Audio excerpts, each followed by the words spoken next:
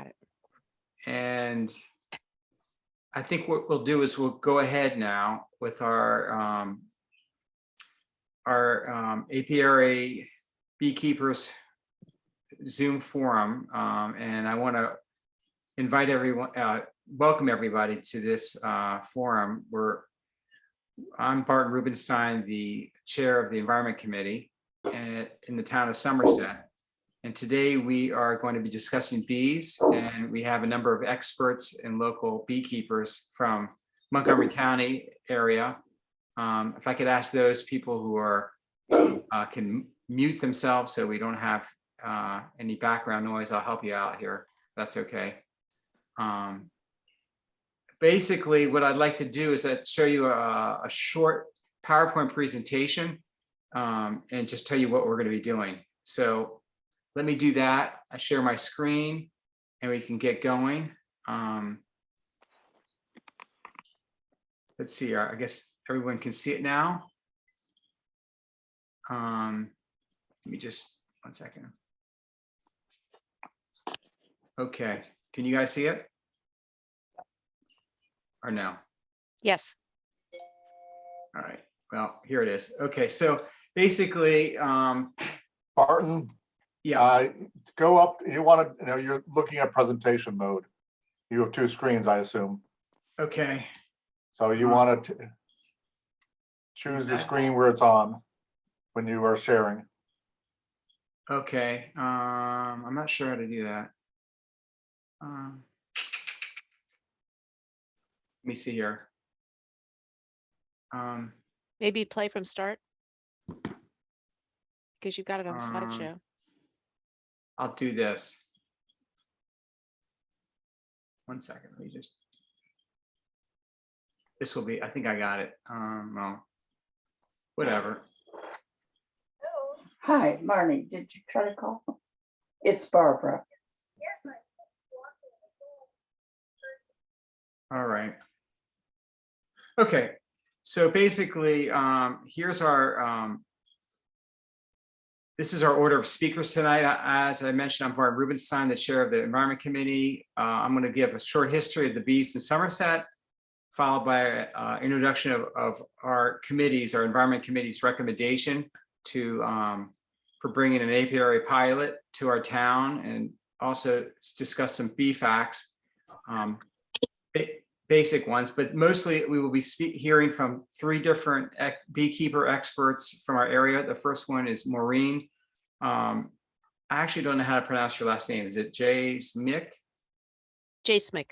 Jais-Mick, who manages the Montgomery County Beekeepers Association BeeYard at Brookside Gardens, which is out in Maryland, Montgomery County, followed by Leon Vanderberg, who cares for bees at Leisure World.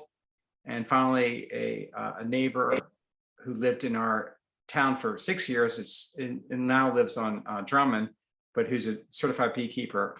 And we'll also talk about the town is considering Elizabeth as our beekeeper for the upcoming pilot. And we'll end with a Q&A. So first, I'd like to just mention some of the history of our town. Apparently, the USDA had a presence here, a large presence here, and there was actually what was called a bee laboratory on 4823 Dorset Avenue, which is actually next door to me on Dorset Avenue. It's a house that has a pretty large property, and this gentleman, Dr. Phillips, actually was focused on helping to train disabled World War I vets using beekeeping as a way to sort of re-engage them into society. Here's a picture of him, and also here's a picture of the apiaries in the yard, which you can see there are many dozens of them. So it was a pretty large apiary. So basically, just to summarize what's been going on in our town, in 2020, the town's council opted into Montgomery County's Healthy Lawn Act, which bans the use of pesticides on lawns. These pesticides have been known to cause great harm to the biodiversity of the county. In particular, pollinators have been severely impacted scientists report that butterfly populations have been reduced by 80 to 90%. The bee population, which is critical to a healthy ecosystem, has been decimated. And toward healing our town land with pollinators, the Environment Committee is recommending that the town introduce apiaries, which would bring a community of honeybees to the town. If approved by the town council, there would be a 1-year trial period. And if all goes well, the apiary would remain into the future. So to bring bees, we would need a beekeeper. And a beekeeper, potentially Elizabeth Harris, who is on our Zoom tonight, would come 2 to 3 times a week to care for the bees, and would also offer educational talks for the residents and students from Somerset Elementary School. So this is there's many dimensions to this idea. It's educational, and also it helps to repollinate our area. An apiary usually costs $300 to $500 each, but Elizabeth has offered to bring her apiaries to Somerset for free. The only cost to the town would be to install a fence with a lock gate and warning signs around the apiaries, which has now actually already been done. And here's a picture of it in our town forest. As you can see, there's a wooden gate, and there's a 5-foot-high fence. And it's basically next to a creek, which you can see on the left side of the photo. And also it's about 20 feet minimum, 25 feet from the trail that goes through the town. So here, for my final slide, I just want to share some facts about the bees. Elizabeth was speaking to me about how the bees are Italian honeybees, which are known to be non-aggressive. They are great pollinators and nectar gathering bees. They are not native bees, but have been part of the US bee population since 1859. Apiaries need to be placed in spaces with plenty of sunshine, which is what this space provides, as well as next to a water source, which is what the creek provides. So it's actually an ideal spot. Apiaries need about 5 feet of space around them for the bees to fly around. When bees leave the apiary, they fly up like airplanes and travel between 3 and 5 miles a day. If upset, bees will first bump you, and then if a person doesn't back away, will sting you. Bees know that when they sting, they will die, unlike wasps.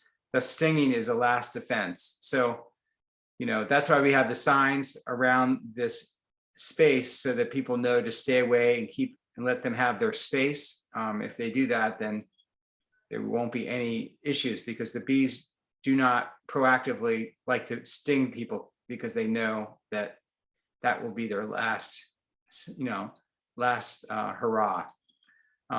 Bees love all sorts of flowers, including those at the top of poplar trees. They produce honey, which we could potentially sell to the residents and the students. And they produce honey only in the warm months, between approximately April and October.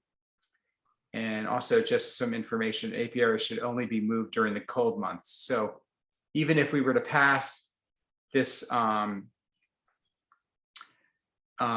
this project going forward, we wouldn't bring the bees until this winter time.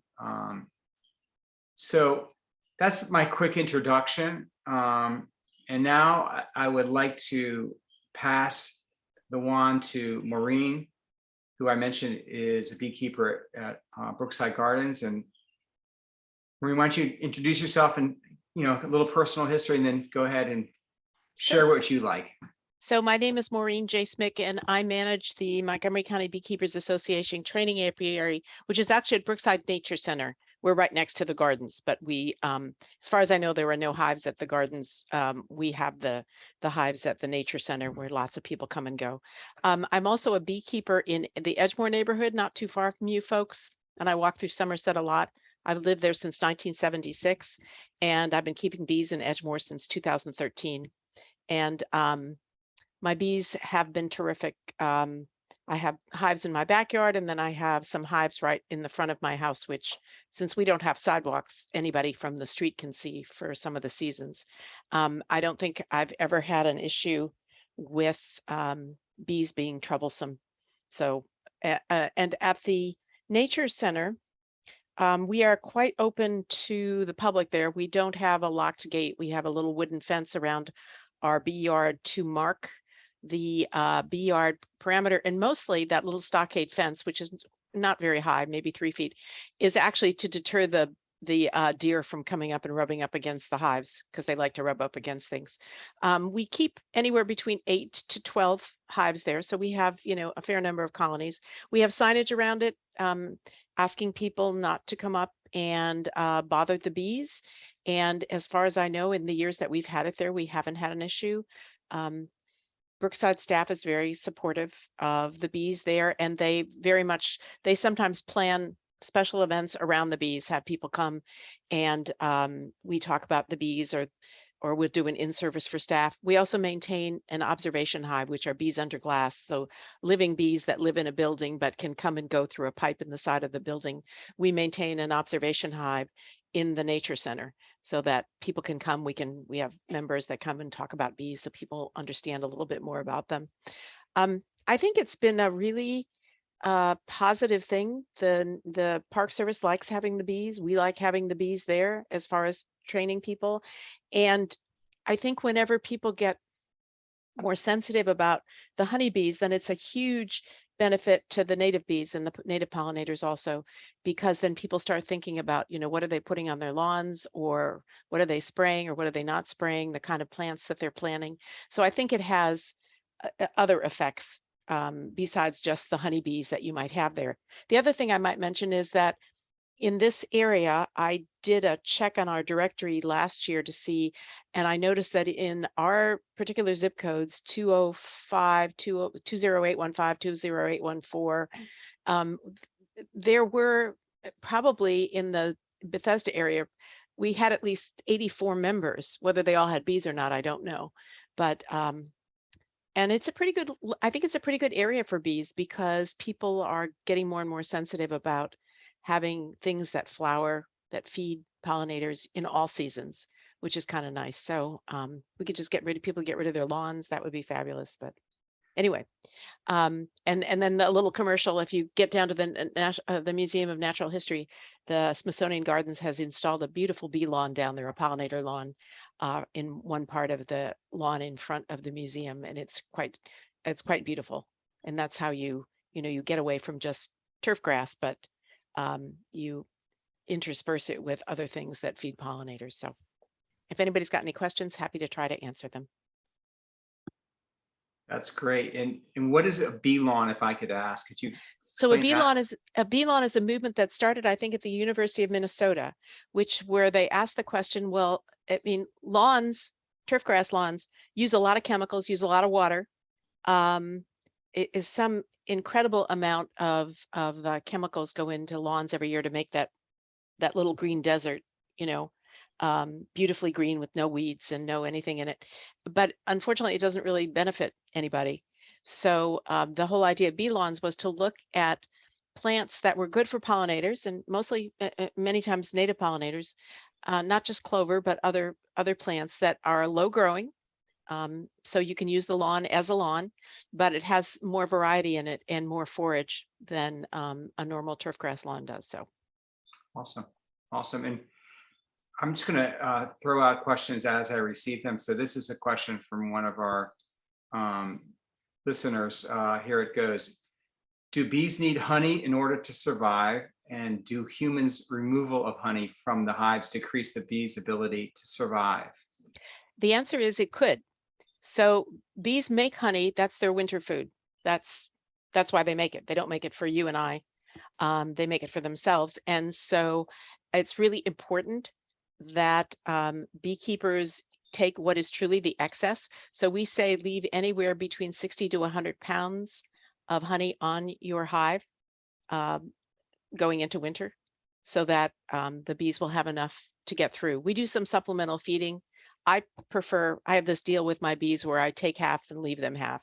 So that seems to work pretty well. But yes, they definitely need honey. And again, you can feed them sugar syrup, but there's nothing, the good stuff is not in the sugar syrup, right? Otherwise, we'd just be selling bottles of sugar syrup in the store. So it's really important for the bees to be able to keep what they make that has all the enzymes and the things that they put in it. So yeah, it is important.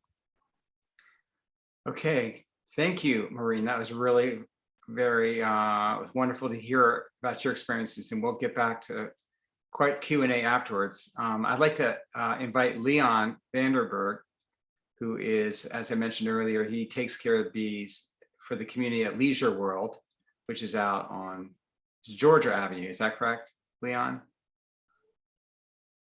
You're on mute, so why don't you unmute yourself and say hello, give a little bit. You're actually still muted, Leon. There you go. Okay, yes, I do take care of the bees there.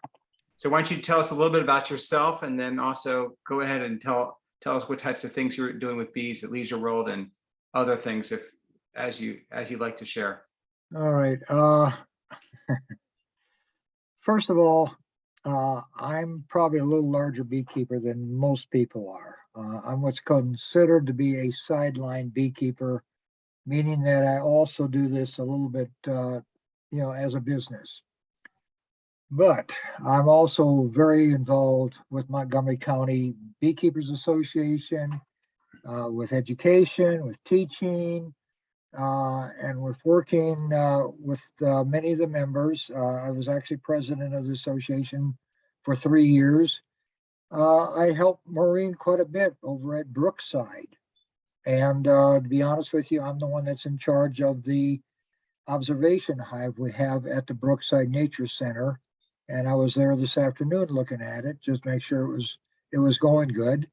Of course, what we're looking for right now is somebody who can be around that observation hive on periodic times on Saturday and Sundays for the many people that come through and have questions. It's a good way of people seeing what actually goes on within a hive. But that's not what we're talking about tonight. I, a number of years ago, was asked to put some hives in Leisure World in the garden area. Leisure World has a fairly large garden area where every member has a small plot. I don't know how many people have these plots, but they're probably close to 100 of them. I right now have 3 hives over there, and they get very upset if I lose one of the hives. I'm not the first person that knows if for some reason the hive is not doing well or whatever, because they're all watching it. I've had a few problems there when I've worked the hives, especially a hive that might be a little bit aggressive or a little bit more defensive. After leaving, that maybe there was a rogue bee or two that went out and went after somebody that was working in their garden, usually within 100 feet of the hive. I've gotten so that I try not to work any of the hives when people are around them of any sort or anywheres. And they've done very well there. And like I said, they all love them there. There's also one of the mutuals there. If you know anything about Leisure World, they have mutual areas where they govern their own little area. And I've had one that has asked me to put a hive there. And so we have a hive on that area, and it's within about 30 feet of where the people walk or whatever. And we do have a fence around. Actually, one of the members put this fence around and a little sign about bees, try to keep out. We have not had any problems with that hive as long as I've had it there, and it's been about 5 years now. Nobody has ever said anything about stinging. I've got people that come up to me every day that I'm out there telling me about what's going on with the hives, how they've got bird baths somewheres, so the hives get water and different things of this sort. It's almost like a focal point for them. They've actually shown pictures to the other mutuals about their beehive. So they're pretty proud of it. Aside from that, like I said, I am a sideliner. I have bees at the FDA site. I don't know if anybody knows anything about the FDA over on Wisconsin Avenue, but behind that is a GSA area, and I have quite a number of bees back in that area. And again, they do interact, you might say, with the people that work at the FDA. Though right now, that's because of the pandemic, there's not as many that would be there. But I do have quite a number of hives back there. So kind of been, actually, I live in Colesville area of Silver Spring. I actually have 10 hives here at my house. Neighbors all know that I have hives. They all get honey from me. And nobody has ever complained about anything. So, I'm not sure what I can tell you more. Any questions? I'm here to answer them. I also do work quite a bit with Maureen at the Nature Center in mentoring the new beekeepers. Both of us did do a little bit of a mentoring session with a group in Northern Virginia that were trying to find bees that they could sustain, that wouldn't need any of the pesticides and stuff like that we have. So both of us had quite an interesting session with them. Maureen much longer than I have. So Great. Leon, thank you so much for sharing all of your stories. And tell us, how heavy does a beehive get when it's full of honey? Approximately. Well, very heavy. I could tell you I lifted a number of these today because I've gone through a lot of my hives in replacing some queens that I wanted to replace. But it depends on the size of the box that you've got at. Now, most of the boxes that you're going to be using where the honey is in, they're called supers. They're a medium size box. And again, whether you want to build your hives with 8 frames or 10 frames. Most people now are going to 8 frames because we all do have a little bit of back problems. I got a back problem and I got a knee problem. So, but I look at a medium 8 frame box full of honey being in the area of 40 pounds. Now, if you go into a deep box, 10 frame, you could be lifting 90 pounds. I see. So it just depends on the size that you have. I can guess that Elizabeth will probably be going with 8 frame mediums for the honey. Right. And you'll probably end up with 1 or 2 of those on a hive. And, so it gives you an idea. I always say that if I have a full box of honey on a medium 8 frame, that I will harvest an area of 80 pounds, or not 80, 30 pounds of honey out of that. Gotcha. Which is basically 31-pound jars that you would buy at the grocery store.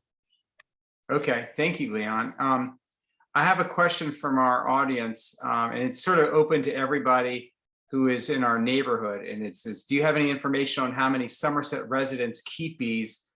It'd be great to know, whether anyone I know that Elizabeth used to live on Dorset, right next to me, and she had 6 hives, I believe, 3.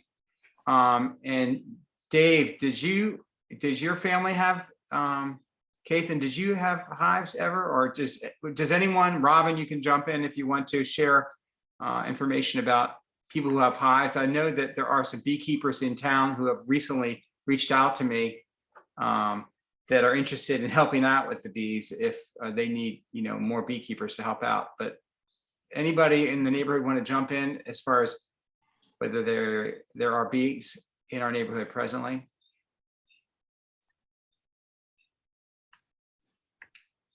Okay. I don't have any myself. Obviously, Ralph did have bees, but he can speak to that himself. Right, he did, yeah. And I know that Elizabeth did for 6 years. That's right. You were in our town on Dorset for 6 years. So, and that was, I know she told me she enjoyed that. Lucy, did you have something you want to say, or you just coming in? Oh, no. Okay. Okay, well, great. Thanks again, Leon. And we'll get back to Q&A. Oh, Ralph, did you want to? It's just, I imagine there are beekeepers in town who keep quiet about it. We didn't put up signs and advertise because there are so many people who are afraid of bees. And it's not a reasonable fear, but it is a fear. Everybody thinks they're allergic to bee stings. And I mean, just when we were talking about putting up hives, people were, oh, is it safe? Is it, what? Lots and lots of questions and lots of worry and concern. There are natural bees out there that they aren't aware of. And there are bees in people's yards that they aren't aware of. Most of the stings that people get are from yellow jackets and other wasps. And they have nothing to do with the bees. But that's what people are afraid of. Right. Well, that's part of the importance of this forum, is to sort of allay the concerns and hear from beekeepers themselves and their experiences in neighborhoods and with other neighbors. So I really appreciate that. Thanks, Ralph, for that comment. I'd like to move on to our third speaker, which is Elizabeth Harris, who used to be my immediate neighbor on Dorset Avenue, actually 2 doors up. She lived in the stone house on the large property, which was one of the original houses in our neighborhood. And now she lives a block away on Drummond. And she has expressed interest in bringing bees to our town. So I've been talking to Elizabeth for over a year about this idea. And so I hope we're sort of moving in a direction where the town council will consider her as a candidate for doing that. So I'd like to pass it to you, Elizabeth, and to share a little bit about your experiences and sort of your dreams about bringing bees to our town of Somerset. Sure. So I, when we had little kids, I got interested in bees because we went to the, I'm forgetting the name of the nature center, but Rock Creek Park. The Rock Creek Park Nature Center. Yes, thank you. Where they had an observation hive, and we used to spend a long time sitting in front of this observation hive. And one day there happened to be, the ranger on duty was the beekeeper, and so he was able to answer all our questions. And at the end, he said, you should consider keeping bees. And I said, oh, you're so interested, and your boys are so interested. And I said, oh, no, I can't. I just live in a suburban neighborhood with 2 kids. Lots of kids are always in the yard. I could never do that. And he said, oh, you'd be surprised how many people in the area keep bees. And you would, it's really much easier than you think, and they're not aggressive and so on and so forth. And I said, well, I don't have time. He said, well, it doesn't take that much time. You're so interested, you really might enjoy it. Anyway, I came home, and the next week he gave me the Montgomery County Beekeepers Association website. I looked it up and I thought about it for a little while longer, ended up taking a beekeeping class that they offer every spring, which was really fun. If for anyone who's interested in bees at all, don't necessarily have to become a beekeeper, but it's a wonderful way to learn about bees and about our local ecology as well. It's very inexpensive, and I really enjoyed it. And anyway, so I ended up, after the class, I ended up getting 1 hive, started with that, moved on to a second one, and for several years actually had 3 hives there in our backyard. We had young elementary school age kids, and there was always kids. We had this big yard, as we were renting this house with a big yard. And so that yard was always full of kids, boys, running all over the place. No one was ever stung. I was the only person in our family who was ever stung. And that was when I was going into the hives. And of course, they were mad at me because I was messing with their home. So it was a wonderful experience. I gave away those hives when we went overseas. And since we came back 5 years ago, I have kept bees in some other people's yards, some friends' yards over near Rock Creek Park. But I really enjoy working with bees, and I love, the idea that the bees are helping our region, helping pollinate plants and are, part of the natural world around us. And I'd love to help Somerset's bees. I think Barton has created an ideal site.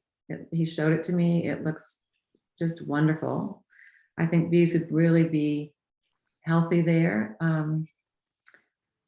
So that's all. I'd love to help. And if anyone else in Somerset's interested too, I'm happy to, hand it to them since it's in Somerset, or work with them or whatever. So. Great. Thank you, Elizabeth. So, and you also mentioned that, you'd be happy to, meet at Somerset Elementary School and talk to the kids about the bees. And, I know obviously we could do field trips to these observation hives at either Brookside Gardens or the Rock Creek Park Nature Center, if that still is there. I actually went there when I was a young boy growing up, so I'm really happy that it's still there. So yeah, I mean, obviously it would be, our town is now very focused on taking sustainable actions and being a leader for not only in our town, but for other towns. And I work with like colleagues from other towns related to the leaf blower ban, which now we're moving to the county level and state level to hopefully ban that noisy and polluting machine. And the bees are a very unusual addition, hopefully, to our town, because they're a species unto themselves, and it would be extremely satisfying for me to have bees in our town, because I think of all the wonderful things that Maureen and Leon and Elizabeth have shared. It just seems like a great fit, and we have a wonderfully expansive forest already there, so it's not it wouldn't be near any homes. Actually, we have already been in touch with the nearest home, and he's already signed off that he'd be fine with the bees nearby. I'd like to open up now for questions from anyone who can just raise their yellow hand and ask a question, whether it's just a detailed question about how you care for bees. So please raise your hand. I see Patrick's iPad. That's yeah. Okay, I'm Vicki Malone. Okay, I'm Vicki. Most bees are solitary bees, and they're very important pollinators. Is there any plan on having some kind of way to attract them, like a mason bee house or something? That's a great idea, actually. And those are quite easy to construct. It would be an easy project, Barton. And a good one. Can you explain a little bit what Vicki was speaking about so that others can understand it, including myself? So there are many other species of pollinators, and they mostly live under, they don't live in a community the way honeybees do. They're solitary, and they will, a lot of them look a little like bumblebees, the big fat bumblebees. They don't have stingers. They're not, they're just around, they're out there. But there are these, they're most, you've probably all seen them. They're made with like pieces of bamboo or reeds, hollow reeds of grass that are all stacked together. So this looks like a box that's full of little straws, basically wooden straws. And it makes an ideal home for these solitary pollinators. And apparently they move in, apparently they're very successful. So would you consider making one in the space, or does that going to be a conflict with the other bees? It wouldn't need to be in a fenced area. In fact, it's quite pretty. So it could be out in a much more public area, I would think. We have such a setup at Brookside Nature Center. That's within about 20 or 30 feet, maybe 40 feet. What do you think, Maureen? It's pretty close. Of our own apiary. Yeah. And then it's really nice to see them coming and going also. So there's They- about They don't interfere with either. in Montgomery County, there's about 200 species of native bees. About 400 in the state of Maryland, about 200 that we see here regularly. And most of them, as you said, as the iPad said, are solitary, that they're not social bees, as they don't live together in colonies. And so one of the great experts on solitary bees says the best thing you can do for bees is to give a hand drill to a 10-year-old, because going around and drilling, if you have old wood, just drill holes in it, put it out in the back of your garden. I have a debris pile in the back of my garden. I'm notorious for stealing the neighbors' Christmas trees after they put them out on the curb and putting them back against my fence so that there's places for the bumblebee queens to overwinter. I mean, there's a lot you can do that doesn't even cost anything. Just, make space and leave your leaf litter somewhere. Right. That's really neat. Well, maybe Maureen, you can share with me a photo or two of it. So I can do a presentation for you on native bees in Maryland, in Montgomery County, if you'd like. Okay. That actually, I might take you up on that idea. Okay, well, call me. We'll do it. We can do it by Zoom. Yeah. You'll find that there are a number of the beekeepers within Montgomery County Beekeepers Association.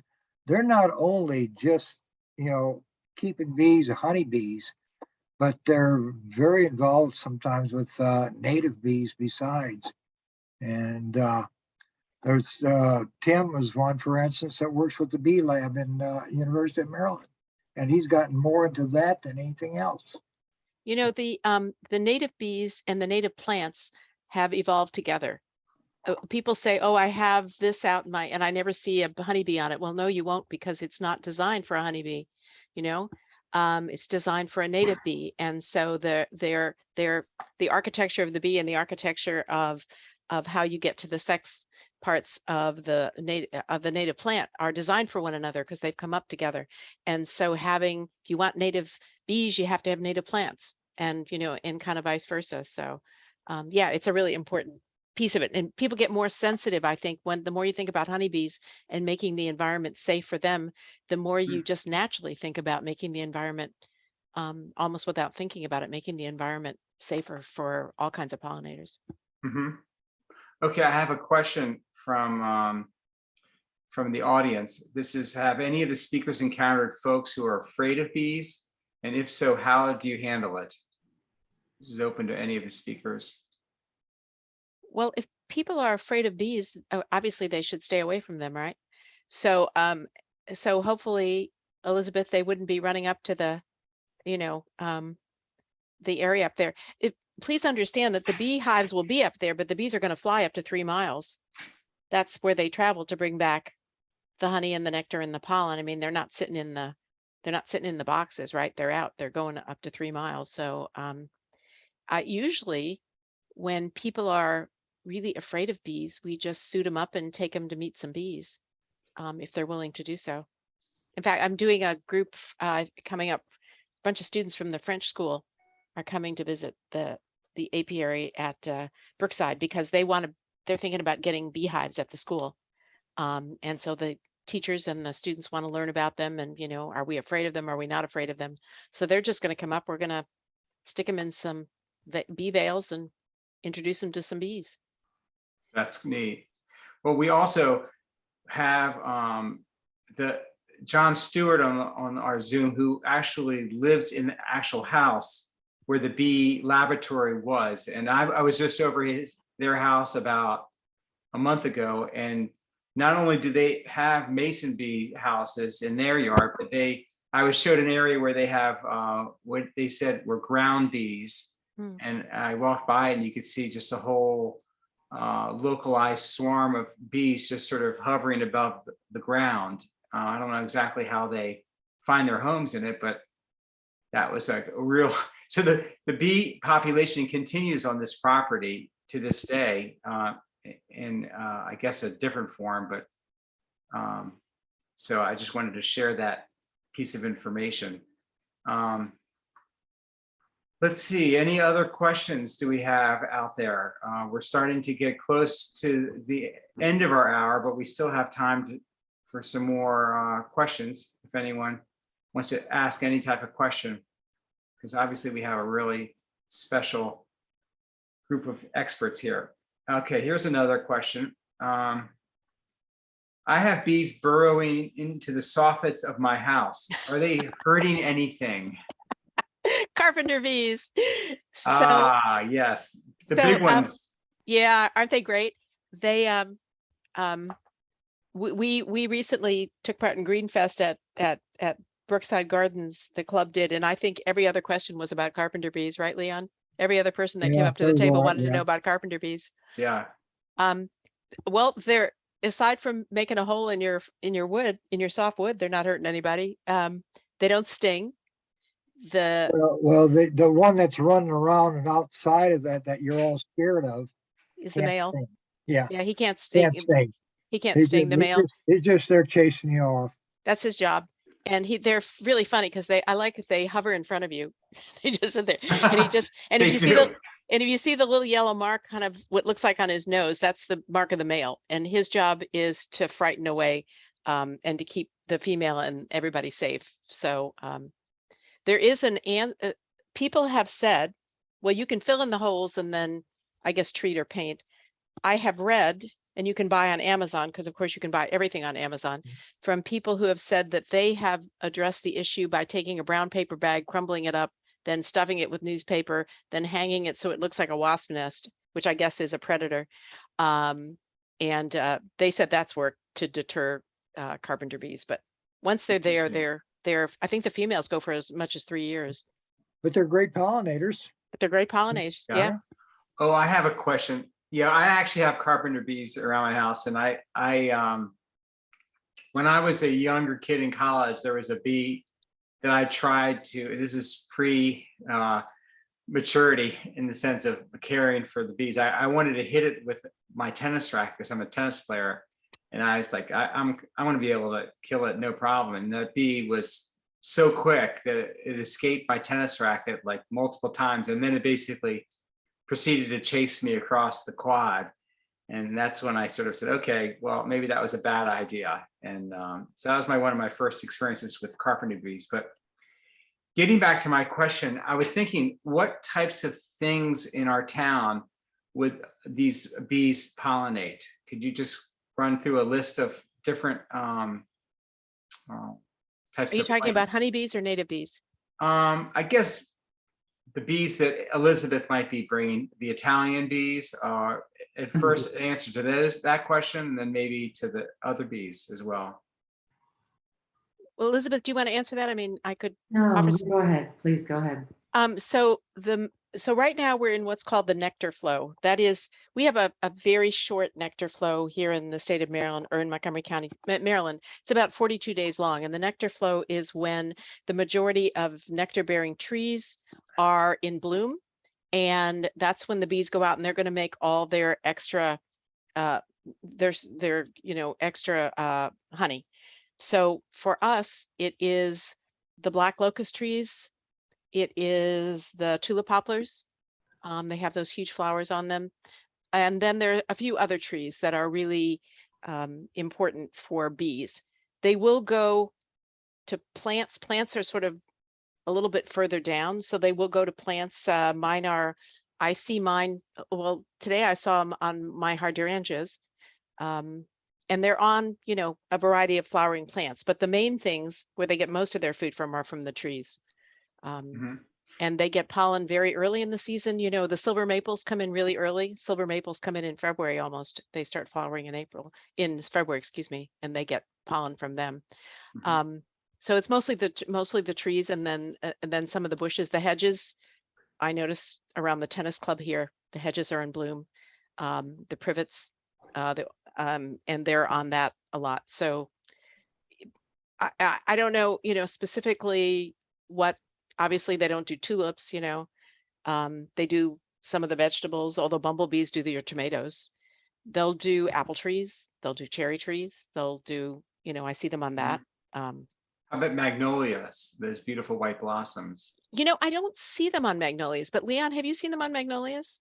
No, I- and the thing is that the proboscis of the tongue of the honeybee is not real large. So there's only certain type plants that they actually go to, but then you've got all your other natural pollinators or natural bees that might be different. I grow a lot of seeds or a lot of plants, flowers and stuff for around my house, around a pool that I have, things of this sort. And I get almost all my seeds from seed savers, and I grow them from scratch. And to be honest with you, I don't see the honeybees on many of those, but I do see the bumblebees and all that. The other hand, we've got a lot of tulip trees in my backyard. There's other trees, and they flourish, and I get quite a bit of they pull in quite a bit of nectar into the hives. So, you know, that's why when you're looking at honeybees as being the natural pollinator, they're very good. But there are other bees that are also the ones that you want there. And you know, I think in taking care of and making sure everything is good for the honeybee, you're making sure everything is good for everybody else also.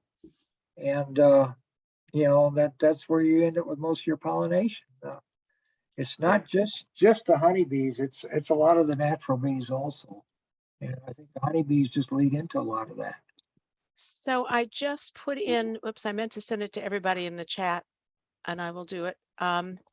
Plants for honeybees locally. We've done a bunch of work on the club website with one of our members, Mhm. figuring out what works and what doesn't work. Some of the trees, it's a little bit of an issue. A lot of trees you'll find in nurseries will be like a Japanese version of something, like a dogwood. Mhm. That's not a great plant for bees, but the native dogwood is great for bees. So lots of things that have become popular in the landscape trade are not necessarily going to do much, you know, for bees because they don't offer much. So anyway, I did plants for honeybees locally. I just stuck it in the chat if anyone, if you can Yeah. pick it up. One other thing, mostly I don't do any of you really realize or how the honeybee pollinates plants? If you ever looked at a honeybee, and they're one of the only species that have this, they're very furry. Right. If you look at them, they're very furry. So when they go into a plant, it's not that pollen they're putting on the back of their legs, it's the pollen that's sticking to their hairs. And then they go on to the next one. And they're very selective as to where they're going. When they leave that hive, they've already know what kind of plant that they're going to, and they will only go to that kind of plant. And when that plant disappears, then it becomes something else. And that's why there's a progression throughout the year. And you know, one of the big things in the end is that white clover that you've got in your yard. So, you know, Yeah. like I said, they're very selective as to where they're going. You said there's a nectar flow going on right now. Does that mean there's more bee activity right now than there is during the rest of the year? And Yes. what are they doing during the rest of the year when there's less nectar to gather? Where are they flying, and what are they Where are they trying to going? accomplish? Yeah. So so right now, a lot of things are in bloom that allows them to bring in more nectar. Okay. And you know, nectar is 80% water. And so they have to take it down to like 17% moisture in the hive. So that's a big part of the jobs that they're doing too. During the rest of the year, they're also out foraging, but they may have to forage farther and, you know, have somewhat less to bring back, but they're still working. So to give you a really quick, the biology of the bee is for 3 weeks, bees pretty much live, except during winter, they pretty much live for 6 weeks, the worker bees. That's everybody but the queen. And so, so they emerge, they are in the hive for 3 weeks. That means they're cleaning, they're taking care of the queen, they're helping to make the honey, they're doing everything, they're taking out the dead bees, they're doing everything that needs to be done inside the hive. Second 3 weeks, they become foragers. They go out, they bring back honey, they bring back nectar. That's their work. And they pretty much do that constantly until they wear out their wings. And then one day they just don't come home. Okay. So that's the life of the bee. So as the fall comes on and there's less food out there, that means they have to fly perhaps further and work harder to bring back any, whatever food there is. They're also raising the bees that will see them through the winter. Those bees will live a little bit longer. So there's always work to do. They will bring back, I've heard about people having bees that they can't find pollen, but they bring back like dust, drywall dust. They'll go and friend of mine says in the spring, her bees follow the trucks that go to American Plant. So she lives right near River Road. She says, I swear they follow the trucks to American Plant Company. So they're always busy. Whether it's fruitful busy or not, is another question. But yeah, they're always busy. They got stuff to do. So neat. They have a communication center within the hive to tell the bees, tell the other bees where to go for what's out there that's the best for them at that time. That's so cool. They do a dance in there that it's something you wouldn't believe it. When you study about the honeybee and you start reading about them, it's fascinating. That's great. Well, once again, I'd like to thank you all for coming today. And it seems like there will be hopefully other opportunities if the town council votes to bring a pilot apiary to our town. My hope is to bring you back to maybe do some more education with some of these topics that you brought up today, because it seems like we're just scratching the surface of the things that are going on in the lives of bees. So let's see, I think the last, basically we're trying to, someone's asked the question about getting this project going. What are the next steps? I think basically, Robin, maybe do you want to just outline what the next steps are for the town council? You're muted, so if you could unmute yourself. What I think is really necessary is for those of you in Somerset who do want this to happen is to contact the council members, and council at townofsomerset.com is the address, and say that you very much want this project to happen. It's something that has sat uneasily with council now for 2 years, and there have always been a couple of council members who are among the people who are afraid, and they're very concerned about our kids going to get stung and what does that mean. So that's been the resistance to it from those groups. So they need to hear from folks who want the hives in town clearly. And of course, they need to listen to this forum, and I hope that they do from the recording. That's great, and I hope that this this bee forum has been of assistance to the town council members. I know that they're not, other than yourself, are not on this call, but they'll have a chance to watch this and learn about bees and how there's really their concerns should be allayed by just hearing of these experiences. Okay, well, I think I'd like to bring this forum to a close. I want to again thank, special thanks to Maureen, Leon, and Elizabeth for joining us this evening and sharing their stories. And thanks to our town council member, Robin Barr, and other environment committee members who are on the call, and other residents. We also have our editor of our town journal on the call, Leslie Kaplan. So I appreciate her coming tonight. And anyway, I just want to say thanks to everybody. Let's keep our fingers crossed that we can have success with the town council. And again, as Robin said, I implore everyone to write a letter, even if it's short, to the town council saying, we would really like to, we enjoyed the forum and we would really like to bring bees to our town. And we'd like to do that expeditiously, if at all possible. Okay, thank you, everybody, and have a nice evening. Thanks for organizing, Martin. Bye. Bye-bye. Thank you.